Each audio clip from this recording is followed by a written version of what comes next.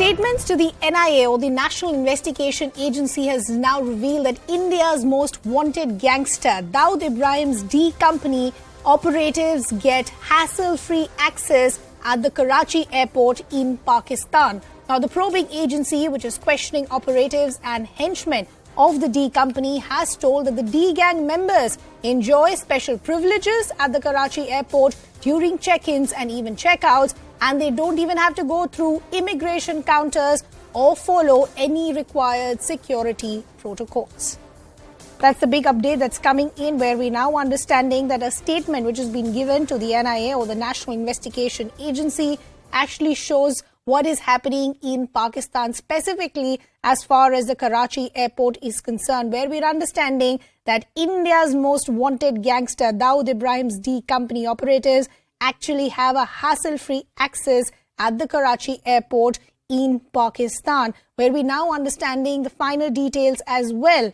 We're understanding that the henchmen and other operatives of the D Company, they enjoy special privileges at the Karachi airport, which means no usual protocols for them at check-ins or even at check-outs. We're also understanding that these people don't even have to go through the immigration counters or follow any required security protocols. So big update there coming in, which reveal how Dawood Ibrahim's team gets special treatment at the Karachi airport in Pakistan. As we pointed out, we're understanding his entire team can get into the airport, get out. There are no security protocols to be followed. Most of them don't even have to go up to the immigration counters. It is maximum access for them at the Karachi airport in Pakistan. All of these are part of statements that have been given to the National Investigation Agency. Let's try and get more details of what really is happening. Let me bring in my colleague Shankar Anand, who in fact is getting us all these details.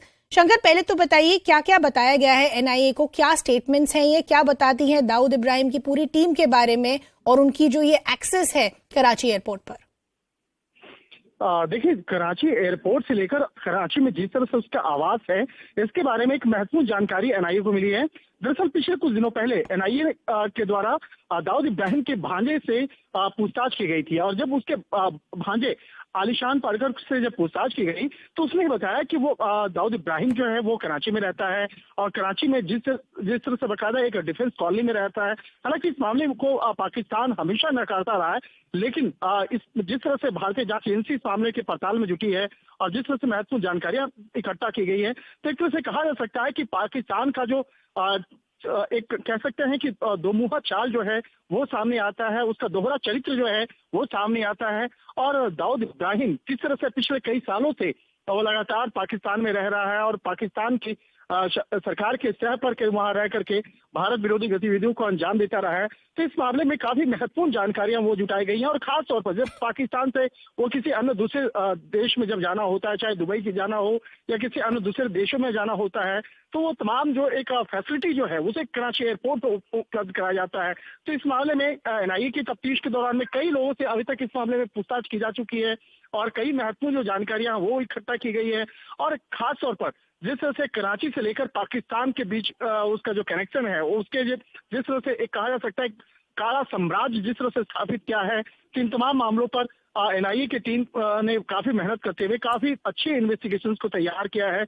और इन तमाम मामलों पर कुछ समय पहले ही एक आरोप पत्र यानी कि चार्जशीट भी दायर किया गया था, और उस चार्जशीट में कई आरोपियों का जो एक बयान है वो भी दर्ज है। इसके साथ साथ दाऊद इब्राहिम के खिलाफ जो उसके काला साम्राज्य से संबंधित और पाकिस्तान में किस तरह से वो रहता है, पाकिस्तान में किस तरह से वहां रह करके पाकिस्तान से लेकर दुबई तक का उसका जो साम्राज्य है, उसके बारे में तमाम जानकारियों को साझा किया गया है। तो एक तरह से कह सकते हैं कि अब एक तरफ देखा जाए पाकिस्तान कनेक्शन, उसके बाद उसका दुबई कनेक्शन, और चाहे उसकी पत्नी की बात करें, जो उसकी पहली पत्नी है महजरीन, उसके बारे में एक कहा जा सकता है अफवाह जो है वो फैलाया गया कि दाऊद इब्राहिम ने उसे तलाक दे दिया है, उससे अलग रह रहा है। लेकिन जिस तरह से दाऊद इब्राहिम के भांजे ने इस बात को स्वीकार किया है एनआईए के सामने कि महजरीन दाऊद इब्राहिम के तमाम परिजनों के साथ में रहती है, उसको सबको आपस में जोड़ के रखती है, और कई बार पार्टियों में आपस में मिलना जुलना भी होता है।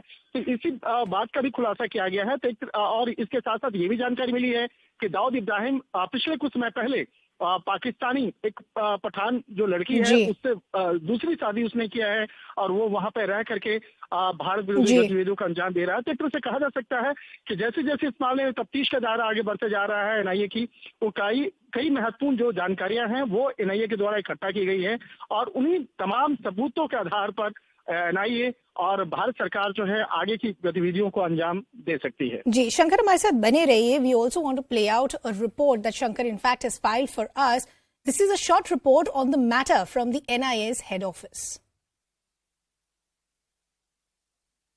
अंडरवर्ल्ड डॉन दाऊद इब्राहिम के बारे में केंद्रीय जांच एजेंसी एनआईए को एक नई और महत्वपूर्ण जानकारी हाथ में लगी है और इस मामले में जांच एजेंसी ने पूछताछ के दौरान में कुछ महत्वपूर्ण खुलासे जांच एजेंसी के सामने हुए हैं। जिस तरह से जांच एजेंसी की तफ्तीश की अगर बात करें तो इस मामले में कई लोगों से लगातार पूछताछ करी है और इसी दौरान में पूछताछ के दौरान दाऊद इब्राहिम के भांजे से जब आलिशान से जब पूछताछ की गई तो पता चला कि वो पाकिस्तान के कराची में छुपा हुआ है। और कराची की अगर बात करें तो कराची स्थित अब्दुल्ला गाजी दरगाह जो है उसके ठीक पीछे डिफेंस कॉलोनी है। उस डिफेंस कॉलोनी में वो वहां पर आशियाना बना करके रह रहा है, जहां पर वो अपनी दूसरी पत्नी के साथ में रह रहा है। हालांकि पहली पत्नी का नाम महजबीन है, लेकिन जो दूसरी पत्नी है वो पाकिस्तान मूल की है और वो पठान है। उसके साथ में वो शादी करके उसके बाद वो उसी इलाके में रह रहा है। लेकिन जिस तरह से अगर दाऊद इब्राहिम की बात करें तो वहां से रह करके वो लगातार भारत विरोधी गतिविधियों को अंजाम देता रहा है। लेकिन जिस तरह से एनआईए ने इस मामले में कुछ नए एफआईआर को रजिस्टर किया, उसके बाद इस मामले में कई लोगों से पूछताछ की